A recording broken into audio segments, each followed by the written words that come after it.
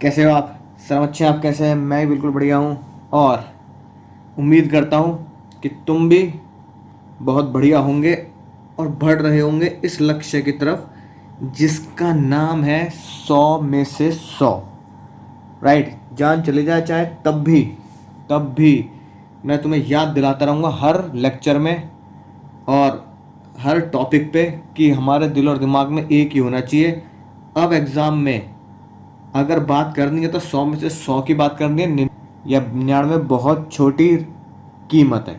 तो इतनी मेहनत का जो नतीजा होना है वो 100 में से 100 होना है। उस मेहनत के लिए ही मैं आपको ले चलता हूँ पिछली क्लास में जो हमने पढ़ा था।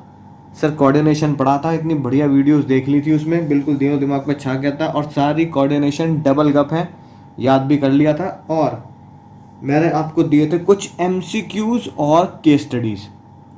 आई होप वो एमसीक्यूज और वो केस स्टडीज़ आपने बिल्कुल कर ली होंगी। जो भी मैं आपको केस स्टडी दे रहा हूँ, एमसीक्यू दे रहा हूँ, बस ये दिल और दिमाग पे ठान लो कि उससे बाहर कोई क्वेश्चन नहीं आएगा। ठीक है? राइट, तो इसी उम्मीद के साथ चलते हैं एमसीक्यू की तरफ। ठीक है ना? देखो, पहला एमसीक्यू, मेरे सवालों का जवाब दो दो ना। ठीक है, तो जवाब देते हैं। उम्मीद करता हूँ आपने इन सवालों के जवाब जरूर ढूंढे होंगे। ठीक है, देख लेते हैं आप सही हैं या गलत हैं। तो चलो देखते हैं पहला सवाल। Due to excess stock, stock बहुत ज़्यादा हो रहा है, प्रोडक्शन डिपार्टमेंट जो रंगीला का है वो ब्लेम कर रहा है। सबसे खतरनाक वर्ड लिखा है ब्लेम। भैया एक दूसरे के ऊपर ब्लेम गेम खेल रहे हैं, समझ रहे हो ना? कि भैया तेरी गलती है, तेरी गलती है, भैया मुझे कुछ नहीं पता, तुम्हारी गलती है। तो भैया जीवन में हम यही करते हैं, एक दूसरे की गलतियां निकालते रहते हैं और अपनी गलती मानते नहीं, और हमें लगता है मैं बिल्कुल सही हूँ, सामने वाला बिल्कुल गलत है। तो ऐसा नहीं होना चाहिए, ऐसा करोगे तो कंपनी नहीं चलेगी। उसकी वजह से गुड्स नहीं बेक सेल हो पाए। कौन सी क्वालिटी लैकिंग है? अब समझ लो, पहला क्वेश्चन है ना, इस पे इतनी केस स्टडीज आती हैं एग्जाम में कि बस तुम्हें क्या बताऊँ। समझ लो कभी कहीं भी ये वर्ड लिखा मिल जाए, समझ लो ना, कहीं भी ये वर्ड लिखा मिल जाए, एक दूसरे को ब्लेम कर रहे हैं, आंख बंद करके वो कॉन्सेप्ट जो लैकिंग है या वो कॉन्सेप्ट है वो क्या है? कोऑर्डिनेशन। ठीक है, आइए बात समझ में आ गई होगी। राइट, अब बात कर लेते हैं क्वेश्चन नंबर 2 की। It is the force that bind all the function of management. अरे नलायको, ये तो हमारी कोऑर्डिनेशन के पहले डेफिनेशन में ही है कि कोऑर्डिनेशन ही वो फोर्स है जो सारे फंक्शंस को, 5 फंक्शन जो है ना, planning, organising, staffing, directing, controlling को जोड़ता है, बाइंड करता है। ठीक है, अगला क्वेश्चन देखते हैं अब। Coordination is considered to be the essence of management. Coordination याद है ना, पिछली क्लास में क्वेश्चन ने भी बताया था, coordination is essence of management. Coordination essence of management क्यों बोला जाता है? सबसे पहला, क्योंकि ये सारी एक्टिविटी को मिला के चलता है, जोड़ता है। ठीक है ना? Implicit and inherit in all function, इस सभी फंक्शंस के साथ ये जुड़ा होता है। बिल्कुल सही बात है। ठीक है, और ये तो हमने क्वेश्चन नंबर 2 में पढ़ ही लिया, तो हमें लगता है सर एक आंसर होगा इसका C. Coordination is considered to be essence of management because it force that bind all the functions of management. लगा लो काटे। सर क्या मतलब, गलत क्यों गए? ये तो ऊपर वाला क्वेश्चन से तो मैच कर रहा है। नलायको, ये तो है ही है। क्या it is inherent in all the function, क्या ये इनहेरेंट मतलब ऑलरेडी इंक्लूड होता है, नहीं होता सब फंक्शंस में? तो ये भी सही है, सेकंड भी सही है, और फर्स्ट, ये वो कॉमन थ्रेड है, धागा है कि नहीं बात? राइट, डोरी, कच्ची डोरियां डोरियां डोरियां वे। ठीक है, तो ये वो डोरी है जिससे सारे फंक्शंस क्या होते हैं, वो एक दूसरे से जुड़े होते हैं। राइट, तो ये बात भी तो बिल्कुल सही है। तो इसका आंसर पता है क्या है? इसका आंसर है हमारा it is all of the above. तो कभी हर बार यही नहीं होता कि एक दो ही निकलेगा, सारे भी हो सकते हैं। सर बहुत बढ़िया, मज़ा आ गया। अगला देखो क्या लिखा है, आइडेंटिफाई द प्रोसेस। अब ये सोच के मत चलना मैंने तुम्हें कोऑर्डिनेशन वाला टॉपिक पढ़ाया है। ठीक है, मज़ा तो जब आएगा, अब जब ये टॉपिक ख़त्म हो जाएगा आज, और इसके बाद मैं तुम्हारा टेस्ट लूँगा, उसमें आएगा असली मज़ा तो। ठीक है, अगला देखो क्या लिखा है, identify the process that provides the requisite amount, quality, time and sequence of effort which ensure that plan objective achieve minimum conflict. ठीक है ना? एक ऐसा प्रोसेस जिसमें क्या चाहिए, टाइम भी चाहिए, पैसा भी चाहिए, क्वालिटी भी चाहिए, सीक्वेंस ऑफ एफर्ट्स भी चाहिए। ठीक है, तो बताओ वो क्या होगा? तो वो होगा हमारा कोऑर्डिनेशन, क्योंकि कोऑर्डिनेशन में ही सब कुछ सीक्वेंस में चाहिए होता है ताकि हम ऑब्जेक्टिव अचीव कर सकें। अब इसका अलग तरीका भी देख सकते हैं। अगर तुम्हें लगता है सर कोऑर्डिनेशन में बात कोऑर्डिनेशन तक पहुंच नहीं पा रहे, तो चलो चेक कर लेते हैं। ये बताओ क्या ये मैनेजमेंट है? क्या बच्चों को लगेगा मैनेजमेंट है विच इंश्योर दैट प्लान ऑब्जेक्टिव? ठीक है, क्या है प्लानिंग है? क्या है कंट्रोलिंग है? नहीं ना। तो देखो प्लानिंग और कंट्रोलिंग तो है नहीं, तो कन्फ्यूजन किस में होती है? कन्फ्यूजन होती है हमारी ए में और सी में। ठीक है, तो बच्चा जो एग्जाम में कंफ्यूज होगा, तुम जो कंफ्यूज होंगे वो ए और सी में कंफ्यूज होंगे। सर इन दोनों में से एक होना चाहिए, बिल्कुल सही बात है। अब इसको पढ़ो ध्यान से। Identify the process that provide amount, quality, timing, sequence of effort which ensure that planned objectives are achieve with minimum conflict. सबसे खतरनाक बात जो इसमें है, अगर तुम मैनेजमेंट के बारे में देखोगे तो मैनेजमेंट की मैंने तुम्हें केटनर्स की, डब्ल्यू टेलर की, है ना, बताई कि वो भी क्या होता है, कोऑर्डिनेशन करते हैं, planning, organising, staffing, directing, controlling का। ठीक है, सबसे खतरनाक वर्ड है जिससे पहचानेंगे कोऑर्डिनेशन, और वो खतरनाक जो वर्ड है वो है ये मिनिमम ऑफ कॉन्फ्लिक्ट, यानी कि लड़ाई झगड़ा ना होना। लड़ाई झगड़ा ना होने को बोल सकते हैं एक दूसरे को ब्लेम करे बिना। इस वर्ड से पहचान में आता है कि हमारा आंसर क्या है, कोऑर्डिनेशन। तो एक शब्द से, है ना, आपका आंसर बदल जाएगा। राइट सर, समझ गए? तो बहुत ही खतरनाक मजेदार क्वेश्चन था। अब आती है बात अगले क्वेश्चन की। Identify the feature of coordination being. अब देखो मजेदार बात, अब कोऑर्डिनेशन के अंदर घुस गए हम। कोऑर्डिनेशन का फीचर पहचानना है तुम्हें। कोऑर्डिनेशन का फीचर कौन सा फीचर? सर कल ही पढ़ाया था, यानी सारी कोऑर्डिनेशन डबल गप है, उसका एक फीचर निकालना है। Coordination is not one time function being, it start from planning stage and continue till controlling. Planning stage से शुरू होता है और कंट्रोलिंग तक जाता है। तो बताओ यूनिटी, क्या लगता है यूनिटी ऑफ एक्शन है? बोलो सर, लग तो ऐसे ही रहा है। परवेसिव, हर जगह है? सर ये नहीं लग रहा। कंटिन्यूअस, क्या ये लग रहा है? डेलिब्रेट, मांगा जाता है। ठीक है, अब देखो यूनिटी ऑफ एक्शन क्यों नहीं है? यूनिटी ऑफ एक्शन तो इसलिए नहीं क्योंकि इसमें ऐसी बात कर ही नहीं रहा कि सबको मिला के चलेगा। वो यूनिटी ऑफ एक्शन जो मैंने पिछली क्लास में तुम्हें समझाया था। परवेसिव, इसमें ऐसी बात भी नहीं लेकर, कोऑर्डिनेशन हर जगह, हर top level, middle level, lower level, हर जगह चाहिए होता है। ये कह रहा है कि प्लानिंग स्टेज से शुरू होकर कंटिन्यू किस तक चलता है? बताओ, कंट्रोलिंग तक। तो इसका मतलब क्या है? ये हमारा आंसर है, इट इज कंटिन्यू प्रोसेस। ये प्लानिंग से शुरू होता है और आगे जाता जाता है कहाँ तक? कंट्रोलिंग तक। आइए बात समझ में आ गई होगी। ठीक है ना, तो कंटिन्यू प्रोसेस। राइट, तो देखो कई बार हमें पता लगता है कि ये जो हमारे क्वेश्चंस बन रहे हैं ये इन्हीं लाइनों में से बन रहे हैं। ठीक है, अब ये वाला जो क्वेश्चन बना, देखो कहाँ से बनाया मैंने। ये क्वेश्चन बनाया मैंने ये वाली लाइन से। It begins at the planning stage and continue till, जो येलो लाइन है, यहाँ से पिक किया क्वेश्चन। तो कंटिन्यू हो गया, नहीं हो गया? अगले सवाल की तरफ चलते हैं। 6, coordination is process to manage and ensure orderly arrangement of individual, group and effort. True या फॉल्स? भैया कोऑर्डिनेशन की नलायक को डेफिनेशन तो यही थी। मजे ले लिए तुमने भी यार, पूरे मजे ले रहे हो। ठीक है, ये लिखा, यहाँ से बनाया मैंने क्वेश्चन। मैंने पिछली क्लास में कहा था ना, हर एक टॉपिक से हर एक लाइन से एमसीक्यू बन सकता है। तो नलायको, ठीक है, यहाँ से क्वेश्चन बना है, orderly arrangement and group efforts. Right, तो क्या हो गया, ट्रू या फॉल्स? सर ये हो गया हमारा बिल्कुल सही। तो क्या जवाब देंगे हम इसका? ये हमारा ट्रू। ठीक है, और आखिरी में through dot dot fill in the blank, last question है ना। Manager integrate the activity of different department. अब बताओ, ये है सबसे खतरनाक क्वेश्चन। कई बार एग्जाम में जब आता है ना, तो एग्जाम में घंटी बज जाती है कि ये प्लानिंग का है यार, पता नहीं किसका है, क्या ये कंट्रोलिंग का है। ठीक है, राइट, हमारा इस तरफ ध्यान ही नहीं जाता क्वेश्चन पूछ कहाँ से रहा है। Through this management integrate the activity of different department को जोड़ता है। ठीक है, तो भैया ये क्वेश्चन देखो मैंने कहाँ से बनाया, ये यही तो बनाया डेफिनेशन से, ये लिखा।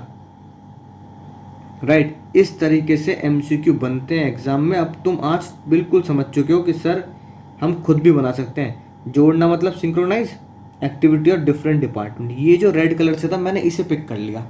इसे पिक करके क्या बना दिया मैंने? इसे पिक करके डॉट डाल दिया और ये लगा दिया। तो भैया क्या आएगा? कोऑर्डिनेशन। तो through coordination management integrate the activity of different department. ये बात समझ में आ गई होगी और तुम्हारे घुटनों तक ये बात पहुंच भी गई होगी अब कि सर एमसीक्यू कैसे बनाए जाते हैं। ठीक है, मजेदार बात है कि नहीं। अब चलते हैं अपने अगले टारगेट की तरफ। राइट, ये हमारी केस स्टडी की तरफ। मैंने तुम्हें कहा था 3 केस स्टडी करनी है मोटी मोटी, याद आ रहा है ना, 1, 8 और 10। पहली केस स्टडी तुम्हारी नजरों के सामने है, बिल्कुल गाना गाते हुए, नजर के सामने जिगर के पास। तो केस स्टडी को भैया अपनी नजरों के सामने जिगर के पास रखो। हर केस स्टडी ये सोच के पढ़ो कि ये वाली केस स्टडी मेरे एग्जाम में टपकेगी, 100% आएगी ये, तब तुम्हारा दिमाग चलेगा। अब देखो, एक ट्रिक मैंने जो तुम्हें समझाई कि अगर वो आया है तो आंख बंद करके कोऑर्डिनेशन लिख देंगे। पढ़ के देखो क्या लिखा है, चुगली का कह रही चुगली। ठीक है, अब देखो, उम्मीद करता हूं तुम तो पढ़ तो चुके ही होंगे। अगर मैं मुद्दे की बात पे आऊं तो देखो क्या लिखा है, production department blame the market department. वही ब्लेम गेम। इस लाइन से पता लगता है कौन सी क्वालिटी कंपनी की लैकिंग है, तो आंख बंद करके लिख दो कौन सी क्वालिटी, सर कोऑर्डिनेशन। फिर वो कह रहा है लिस्ट इट 2 फीचर्स, कोई भी इसके 2 फीचर्स बता दें आप हमें, 2 फीचर्स। तो बताओ यार, सारी कोऑर्डिनेशन डबल गप है क्या, इससे लिखने में कोई तकलीफ है क्या, है ना। राइट, तो मैं लिखूंगा कैसे आंसर, आंसर नंबर 1 यहां लिखा मिडल पे। ठीक है, फिर क्या लिखूंगा, 2, क्वेश्चन नंबर 2 में है ना, 2 फीचर्स ऑफ कोऑर्डिनेशन आर, सबसे पहला डायग्रामेटिक प्रेजेंटेशन करनी है। मतलब प्रेजेंटेशन में तो बता चुका हूँ, ऐसी करनी है कि मतलब पढ़ने वाले को लग के भाई किसी ऑथर की किताब पढ़ रहे हैं। कौन सा लिख सकते हो, ठीक है, जो तुम्हारा मन करे आप उस तरह का फीचर आप आराम से इसमें लिख सकते हैं। ठीक है, एक वही लिख देते हैं, सारी कोऑर्डिनेशन, सारी से क्या, रिस्पॉन्सिबिलिटी ऑफ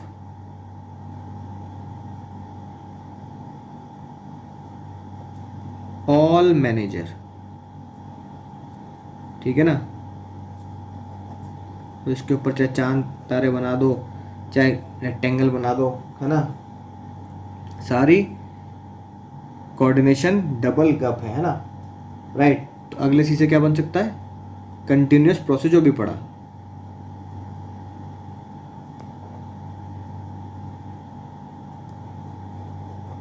ठीक है, मैंने ये डायग्राम बना दिया। फिर तुम्हें पता ही क्या करना है, फिर आंसर हमेशा किस में देना है, टेबल फॉर्म में। राइट, सीरियल नंबर, फिर फीचर और फिर उसकी एक्सप्लेनेशन। एग्जाम में तो अच्छा अच्छा लिखेंगे। ठीक है ना, तो देखो अब क्या होगा, सबसे पहले फीचर्स में क्या लिख दिया मैंने, 2 बताने, 1 और 2। बात समझ में आ रही है। सबसे पहला रिस्पॉन्सिबिलिटी ऑफ ऑल मैनेजर, दूसरा कंटिन्यूअस, और उसके बाद अपने नोट्स में से जो तुमने मुद्दे मुद्दे कीवर्ड याद किए हैं वो साथ के साथ क्या करते जाओ, लिखते जाओ। ठीक है, it is responsibility of all manager of every stage, है ना, continuous, it is continuous process, जो भी लिखवाया, we start from planning till controlling. Right, इस तरीके से लिखोगे। और साथ के साथ जो तुमने इन दोनों में कंटिन्यूअस को बनाया है, ठीक है ना, उसमें तुम एक इस तरीके कोई भी प्रेजेंटेशन बना सकते हो, कार्टून वाली। Right, responsibility of all manager है कि नहीं है, तो देखो रिस्पॉन्सिबिलिटी ऑफ ऑल मैनेजर लिखा तो ये वाली चल जाएगी, सेल्स मैनेजर, ये मैनेजर, तो ये इन दोनों मैनेजर की रिस्पॉन्सिबिलिटी है कि लड़ाई झगड़ा ना करें, एक दूसरे को ब्लेम ना करें। तो ये वाली केस स्टडी, ये वाली कार्टून प्रेजेंटेशन इसमें बढ़िया तरीके से चलेगी। अच्छा, बात समझ में आ गई होगी। ठीक है, टेंशन वाली कोई बात है ही नहीं। तो ये हमारा इस तरीके से प्रेजेंटेशन होगा। अब बात आती है क्वेश्चन नंबर 8 और 10। देखो 10 बिल्कुल सेम ऐसा ही है जैसे मैंने तुम्हें अभी बताया है। राइट, सेम है, बस नाम बदल दिया। ठीक है, रिश्ता वही सोच नहीं।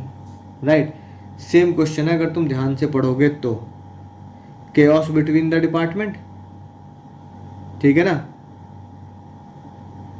सुनाई बात, sales department blaming the production department, department बदल दिए, दोनों का ब्लेम गेम चल रहा है, बिल्कुल सेम इस तरीके से तुम्हें लिख के आना जैसे मैंने ये लिखा है, और इसमें जो मैंने कार्टून प्रेजेंटेशन दिखाई है वो जोड़ देना, प्लस कार्टून, ठीक है जी। आई होप टेंशन फ्री मामला हो गया। अब आते हैं एक मजेदार क्वेश्चन की तरफ, ठीक है। क्वेश्चन नंबर 8, ये मैंने तुम्हें कहा था बहुत ही खास क्वेश्चन है, अगर तुम इसको ध्यान से देखोगे तो बात समझ आएगी, सर इतना मजेदार क्वेश्चन है।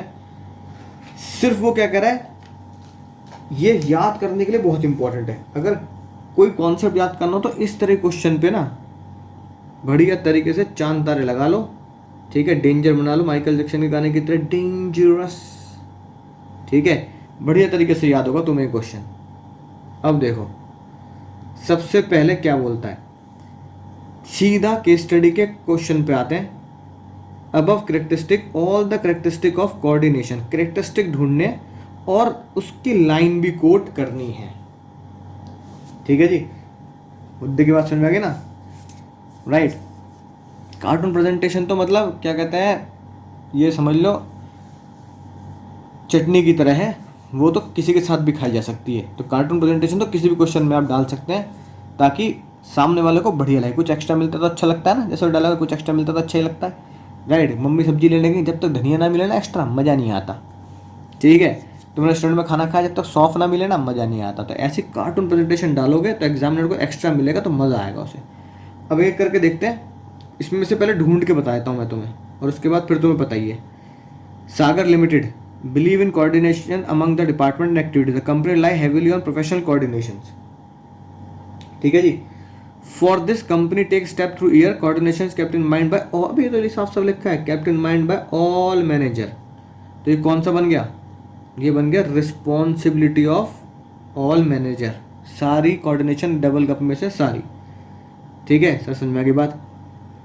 Through out the year the various activity synchronise throughout the year, यानी पूरे साल जोड़ते हैं हम पूरे साल, तो भैया थ्रू आउट द ईयर से क्या बनता है, सर ये हमारा कंटिन्यूअस है, ठीक है जी, सर समझ में आ गई बात। अगला देखो देखो एक एक करके ध्यान से, सबसे मजेदार चीज़ है, सबसे पहले तुम सारी की सारी जो मैंने तुम्हें इसकी सीक्रेट कोड लिखवाया है उसको लिख दो, उसको लिखने के बाद इसमें ढूंढते चले जाओ, ठीक है, 2 मिनट लगेंगे, ठीक है ना। जैसे मैंने लिखा सारी कोऑर्डिनेशन डबल गप है, तो पहले उसका क्या लिख लो तुम, सारी के रिस्पॉन्सिबिलिटी ऑल मैनेजर सी से कंटिन्यूस वो लिख लो, फिर इस पर फिट करते चले जाओ, कोई टेंशन नहीं होगी। अगला देखो क्या लिखा है, every department ensure within the employ and operate is guided by themself proper coordination, ठीक है जी समझ में आई बात। एवरी डिपार्टमेंट इंश्योर दैट, इससे क्या पता लगता है, हर डिपार्टमेंट कहता है कि हर एम्प्लॉय के साथ हमें क्या करना है, ऑपरेशन और गाइडेड, उन्हें प्रॉपर गाइड करना है कि कोऑर्डिनेशन करें, इसका मतलब क्या है, एवरी डिपार्टमेंट मतलब कोऑर्डिनेशन इज परवेसिव, ठीक है। आई होप बात घुटने तक पहुंच चुकी होगी। Whenever employ take an action he consult other, भैया जब भी वो क्या करता है, काम करता है, कंसल्ट करता है, इससे पता लगता है when consult needed they thus properly contributing to his team, यानी टीम मेंबर का पूरा ध्यान रखता है, उनसे कंसल्ट करता है, इसका मतलब क्या हुआ, कोऑर्डिनेशन इज ग्रुप एक्टिविटी, भैया वो ग्रुप का पूरा ध्यान रखता है, ग्रुप से कंसल्ट करता है, सर ये बात भी समझ में आ गई। अगला देखो क्या लिखी है बात, process of coordination is just not limited to the employee, even at the department level various department use this binding force to create perfect harmony, ठीक है ना, so that the organization goal can be fulfilled। अब बताओ इस line से क्या लगता है कि हारमोनी, हर एक डिपार्टमेंट को परफेक्ट हारमोनी मेंटेन करनी है, तो नालायको इसका मतलब क्या हुआ, परफेक्ट हारमोनी, इसका मतलब हुआ कि कोऑर्डिनेशन क्या बना हमारा, यूनिटी ऑफ एक्शन, कि सब मिलके यूनिटी से काम करेंगे, ठीक है।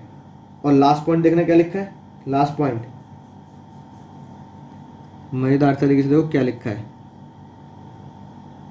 All the coordination that occurs in the organisation is result of proper training. ये खतरनाक वर्ड लिखा है ट्रेनिंग। इसका मतलब कोऑर्डिनेशन, जो मैं तुम्हें बहुत ध्यान समझाया था, कोऑर्डिनेशन कोऑपरेशन में क्या डिफरेंस है, ट्रेनिंग कराकर, ठीक है ना, बार बार उन्हें समझाकर, प्री डिटरमाइंड, ठीक है, प्रीमेडिटेटेड अटेम्प्ट्स बाय द कंपनी, कि भैया अपना बेस्ट दो, मिल के काम करो तो ही बेस्ट आएगा। इसका मतलब ट्रेनिंग करते हैं, उन्हें समझाते हैं। इसका मतलब क्या बताया था बताओ, कोऑर्डिनेशन इज डेलिब्रेट फंक्शन। क्या था, coordination is deliberate. I hope एक एक लाइन के साथ तुम समझते चले गए होंगे कि सारे करेक्टरिस्टिक इसमें मौजूद थे। ठीक है, समझ गए बात। और एग्जाम में कैसे प्रेजेंट करना है तुम जानते ही हो कैसे प्रेजेंट करना है, राइट। ऊपर लिखा आंसर नंबर 8, ठीक है। टाइटल दिया, पिक्चर का टाइटल बहुत जरूरी है देना। Features of coordination with line quoted are, right. फिर एक अच्छा सा स्केल से लाइन खींचेंगे, राइट, सीरियल नंबर या पॉइंट्स। फिर फीचर्स एक्सप्लेन करने को तो कह नहीं रहा, फिर लाइन कोटेड, और अगर क्वेश्चन में कहे, इसमें कह नहीं रहा, अगर क्वेश्चन में कहे एक्सप्लेन तो फिर एक्सप्लेनेशन। और हर पॉइंट के साथ पॉइंट नंबर 1 2 3 4 5 6, ठीक है, समझ ना बात। जितने भी हमने पॉइंट 6 के 6 ढूंढ लिए, राइट। पहला रिस्पॉन्सिबिलिटी ऑफ ऑल मैनेजर, ठीक है, कंटिन्यू प्रोसेस, राइट, परवेसिव, सामने लाइन कोड करते जाएंगे, ग्रुप एक्टिविटी, फिर हमने ढूंढ लिया था यूनिटी, और आखिर में ढूंढ लिया डेलिब्रेट फंक्शन, राइट। उसके आगे वो वाली लाइन कोड करते चले जाएंगे। अगर एक्सप्लेनेशन के लिए बोलेगा तो एक्सप्लेनेशन भी हम उसकी दे देंगे, ठीक है। इस तरीके से तुम्हें एग्जाम में प्रेजेंटेशन करके आना। ऑल फंक्शन आएगा तो इसमें क्या कर सकते हो, कार्टून भी डाल सकते हो, ठीक है ना। यूनिटी ऑफ एफर्ट और ऑल फंक्शन का कार्टून एक साथ तुम एक में डाल सकते हो, तो खुद भी बना सकते हो कार्टून, ठीक है। आई होप बात बिल्कुल समझ में आ गई होगी, घुटनों तक पहुंच चुकी होगी, क्वेश्चंस भी समझ चुके होंगे। अब जितनी भी तुम्हारी केस स्टडी, शायद 2-3 बची होंगी बस, जितनी भी तुम्हारे इस अपनी बुक की जो तुम्हारे घर तक पहुंच चुकी है, इसमें केस स्टडी अगर ढूंढोगे तो 2-3 ही केस स्टडी बची हैं, वो भी रिपीटेड है, ठीक है। जैसे फीचर्स ढूंढा तो फीचर की केस स्टडी ऐसी होगी जो रिपीटेड है, राइट, या हमने इंपॉर्टेंस में तो कोई रिपीटेड है, तो वो तुम करोगे। बस एक बात ध्यान रखना, तुम्हें अपनी जिम्मेदारी खुद लेनी है। अब तुम इतने बड़े हो चुके, बच्चे नहीं हो कि भैया चम्मच ला ला के मैं तुम्हारे, है ना, मुंह में घोल घोल के डालता रहूँगा, पिलाता रहूँगा, राइट। अब तुम अपनी जिम्मेदारी खुद लोगे। जैसे कई बार बस में ट्रैवल किया ना, बस में लिखा होता है सवारी अपने सामान की रक्षा स्वयं करती है। तो आज तुम्हें अपने डिग्री की, अपने 12th के रिजल्ट की सुरक्षा तुम्हें खुद करनी है। और कैसे करनी है, खुद मन से जी जान लगा कर क्या करना, पढ़ना और तैयारी करना, ठीक है। तो मिलते हैं नेक्स्ट वीडियो में, अगले चैप्टर शुरू करेंगे। टेंशन अच्छा चलता हूँ, दुआओं में याद रखना।